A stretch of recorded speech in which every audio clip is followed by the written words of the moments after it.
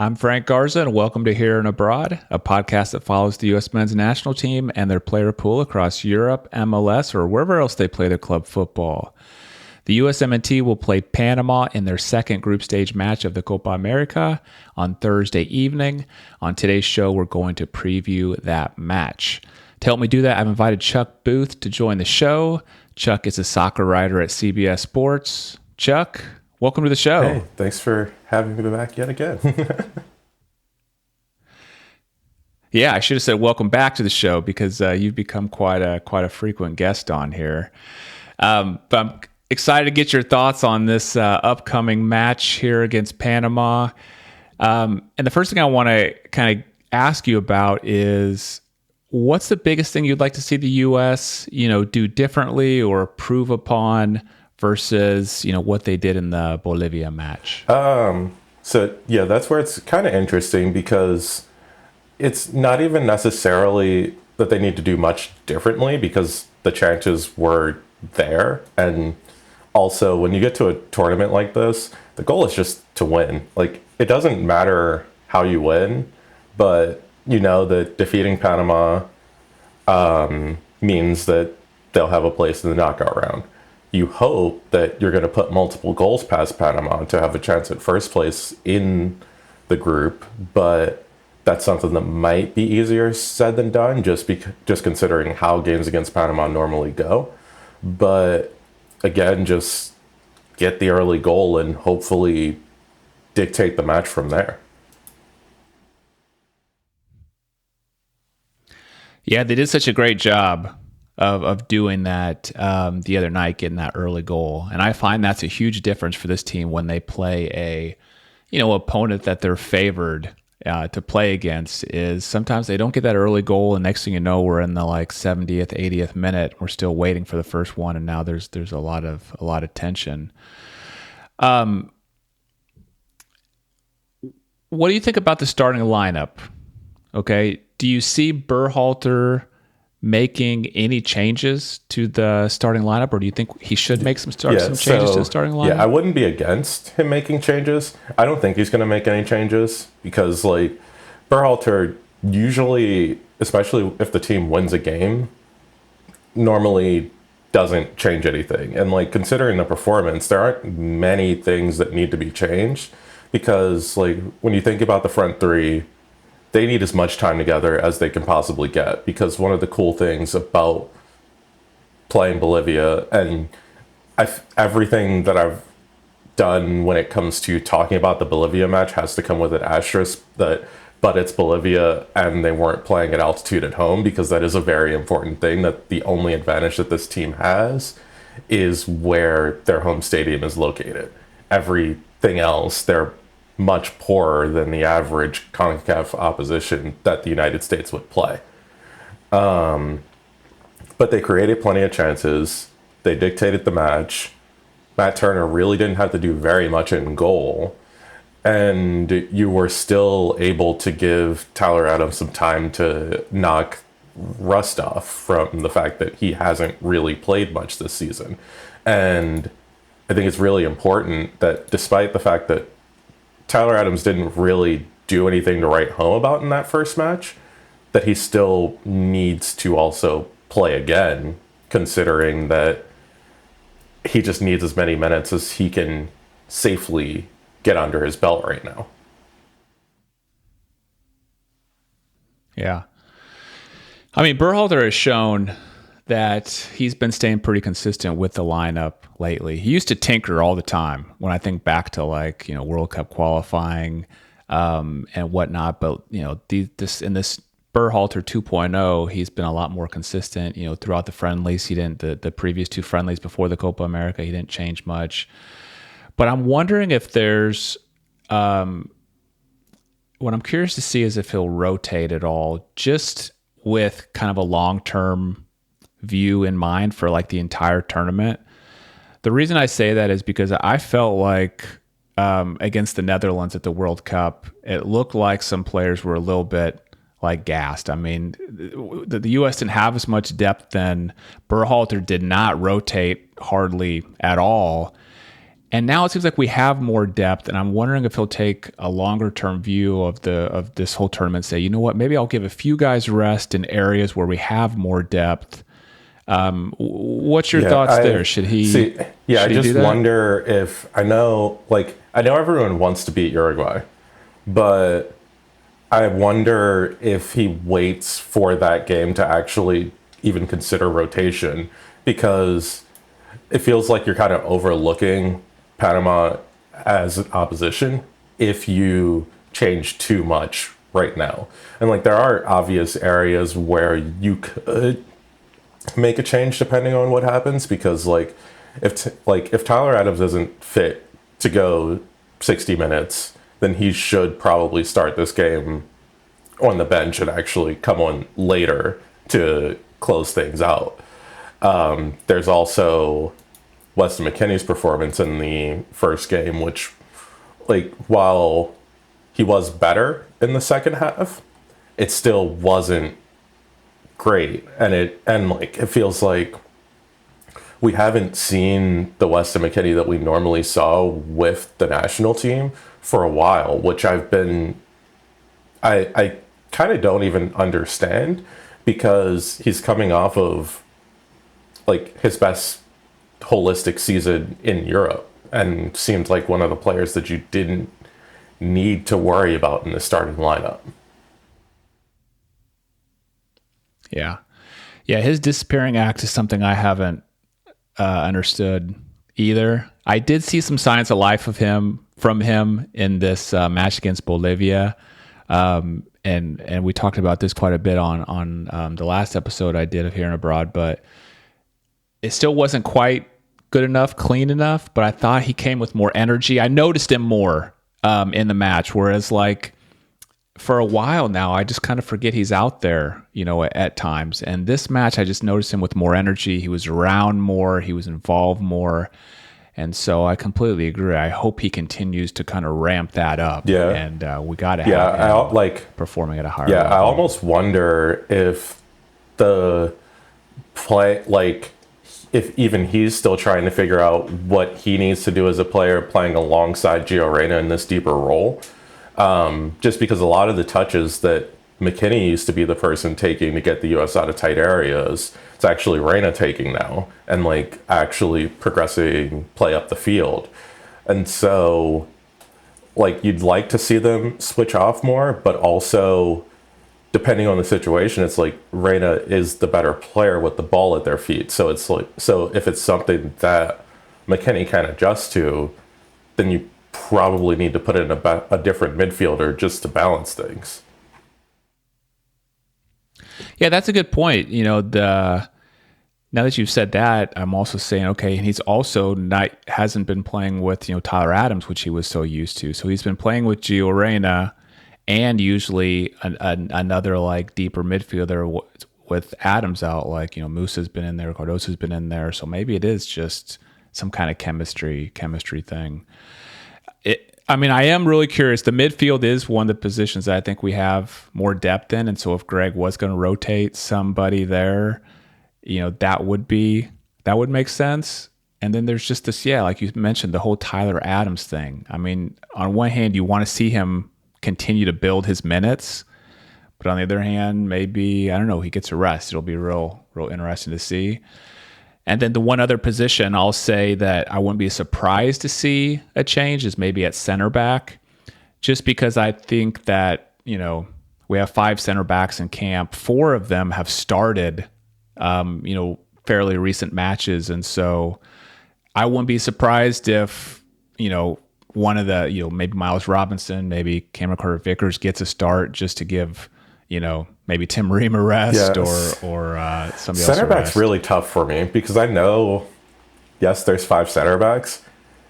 I don't trust a single one of them except the 2 that started against Bolivia in the Tim Ream and Chris Richards pairing. Because also, if Tim Ream doesn't play, usually that's ended up with Chris Richards going to the left because Miles Robinson has been kind of shaky. Mark McKenzie, when it comes to it, national team performances, seems to be unsettled compared to what his club performances look like. And so it just usually ends up with like a Richards Cameron Carter Vickers pairing, which like on paper seems like it should be fine, but in action has been anything but. And even when you think about the coverage that Joe Scally needs at times, having Chris Richards next to him helps a lot with that. Yeah. Yeah, I hear you. And whenever you take Tim Ream off, I mean, he's so important for the build-up and the distribution. And, against Panama, I expect the U.S. to have a large amount of possession. Yeah, so and it's I don't know. I don't know what the right decision is. It's just these are things I think about, I'm curious about, and I'm wondering how Berhalter will handle it, because it does seem like he has, more depth at his disposal than he did, at the World And it's just funny that no matter what, the fact that this team still needs Tim Ream out there every game is a problem, because it is highly unlikely that he will still be in a position to be able to be a starting center back at the World Cup in 2026. And you would really love for that new center back pairing to actually get some minutes in a competitive tournament like this one. But when you also want to advance as far as possible, you can't really tinker too much when no one has shown that they should be starting over him. Yeah. And you make a good point, that everyone talks about this Uruguay match being so important, but I could also see that get the 3 points against Panama, guarantee yourself into the knockout round, and then maybe give some guys a rest or rotate a little bit, knowing that, I don't know, you're most likely going to face either Brazil or Colombia in the quarterfinal. And I hear various people talk about which of those teams they'd rather face, but they're both really good teams. So I don't know how much you're buying yourself by finishing, first or second in terms of like getting like a better matchup. It's not like Group A with Argentina, whereas like you definitely want to avoid them and play the second place team in Group A. I mean, and we're guaranteed to play an excellent. And there's team. also the fact that like at the World Cup, he didn't have the luxury of rotating at all. Like every single minute in games that they played were competitive minutes, and that's kind of what took so much out of the team. Like even if you think about the Bolivia match, like by the second half, were players really putting in that much effort? And he did get to take like a few of his starters off late in the match. And then it's potentially going to be the same thing here, where around 60, you could see, as long as things go as they should, like a lot of big players just coming out of the match. Yeah. That's the ideal scenario. You're right. Maybe you could even give guys like Anthony Robinson a rest where there's not a lot of depth behind him, or somebody like that. So we've kind of talked about Panama a little bit. Let's move there next, and I want to hear from you. Like, what do you know about Panama as an opponent? So I mean, the number one thing, and I mean it's no secret, is just that if you can keep Carrasquilla like contained, they struggle to move the ball. Like you could see immediately from minute one, Uruguay had multiple bodies just unsettling him in midfield, and like they should have scored more early on in the match, but definitely took care of business. And it just doesn't feel like Panama has that secondary progressive option. But as soon as Carrasquilla is able to like get his head up and look around, that's when they're kind of scary, because they have so many players just running forward and that they're able to hit, because his passing range is so wide. And that's kind of why, even outside of him, the next biggest player that the U.S. has to watch is going to be Michael Murillo. What do you know about him? I don't know too much about him. Well, it's he's kind of weird just because he didn't play much for Marseille, but was still able to. I think he got like 3 goals and 2 assists from them for them, like while playing in a back three, and like coming in from wide positions, especially since he'll be going directly against Anthony Robinson, which is a positive for the U.S., but also there are times when still Robinson does spend a lot of time in the box, and if there's a turnover, he's going to be one of those players streaking forward. And when you have a fast right back up against space, and then Tim Ream and this version of Tyler Adams being what's supposed to stop them, you get a little concerned. And even just that happening 2 to 3 times during the game could be enough for Panama to get a goal from it. So I do think they score in this game, but I think the U.S. is able to end up legging out like a 2-1 victory or something like that. Yeah. Yeah, I'll share a few notes I wrote down about Panama. First of all, the U.S. has played Panama in quite a few matches over the last, quite a few competitive matches, the last, 2-3 years. Last three, most recent time was July 2023 Gold Cup semifinal. Finished 1-1, went to penalties. The U.S. lost. But important note there, that was far from the U.S.'s first choice team going against Panama. I think it was a mostly like MLS-based team they had brought in. March 2022 World Cup qualifying at home, the U.S. won 5-1. In the away World Cup qualifying, October 2021, the U.S. lost at Panama 1-0. So Panama has actually beat the U.S., 2 of the last 3 times, but, very important to note, one of those was away at Panama, which they're going to play a lot better there. The other was Panama's pretty much first choice team going up against the U.S. teams, like second or third choice team. In terms of like where their players play at club level, they have a few guys in Europe, a few in MLS. The rest seem to be spread out pretty much all over various professional leagues, across across Central America, South America. Even saw some guys playing in Liga MX. So the U.S. should be heavily favored, against this team. Is a lot more talented, but they have struggled with Panama as well in the past.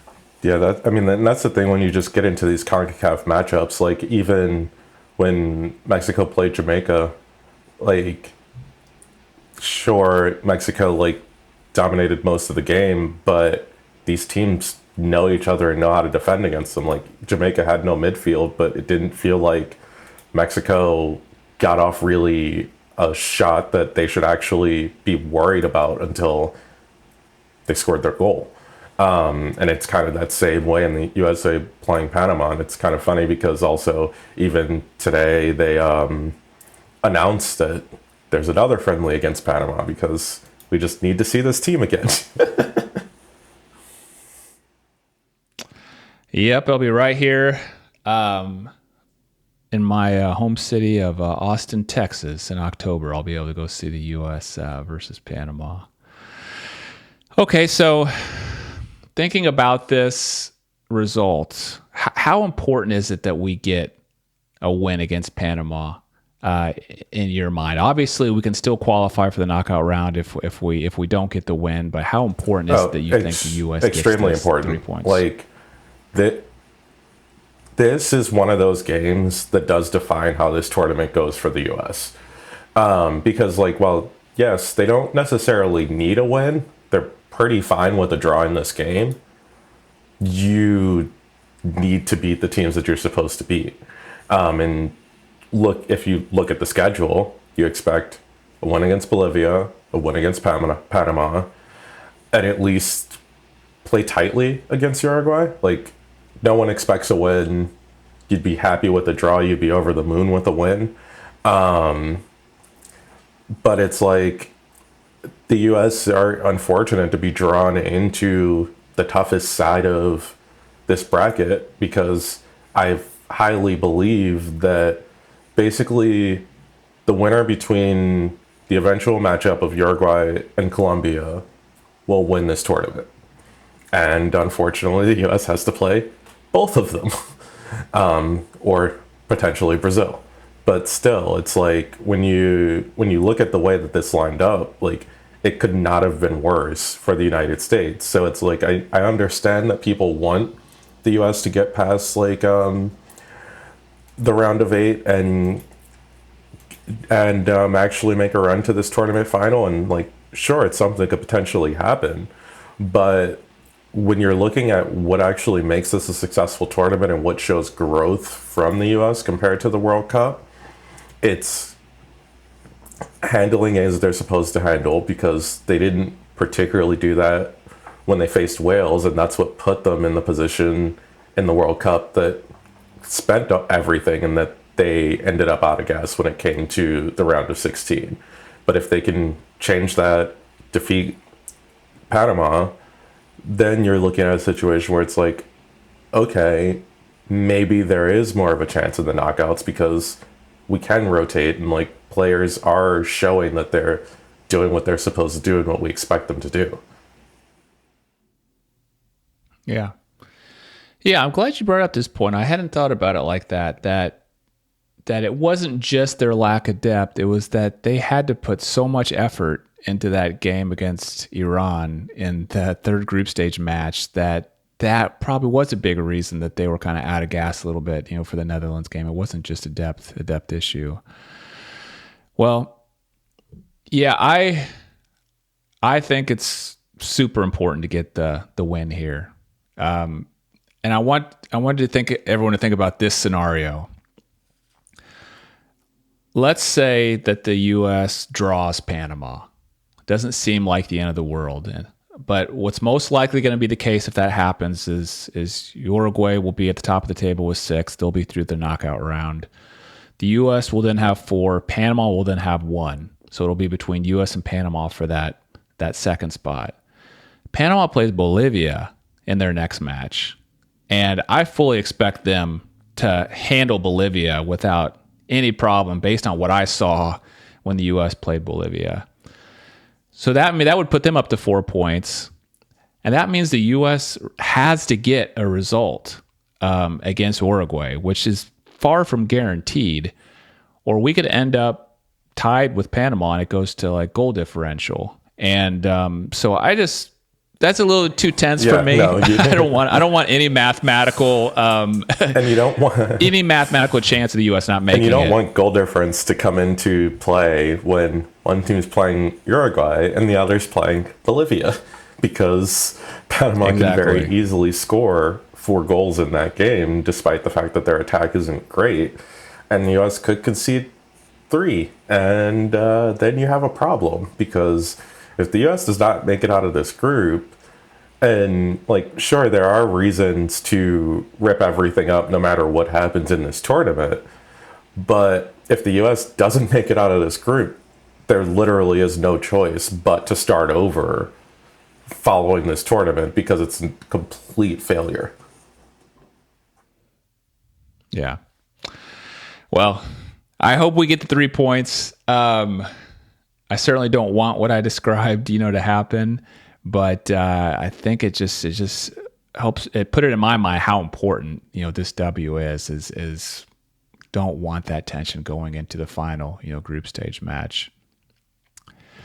Well, Chuck, thanks so much for being on the show. I'll make sure and put links in the show notes to your X account, which is at Chuck Booth Sport, and also to your work at CBS Sports. But before I let you go, any final thoughts you'd like to share? Beat Bolivia, and hopefully Florian Balogun gets another goal.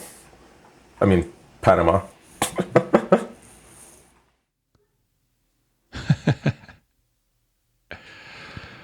Thanks again, Chuck. And thanks to everyone for listening to Here and Abroad. If you enjoyed the episode, please share it with a fellow USMNT fan. I'm Frank Garza. You can follow me on X at Frank Garza 007. And I, along with Chuck, will be back on Friday morning with a new episode to recap the U.S. Panama match. We'll see you then.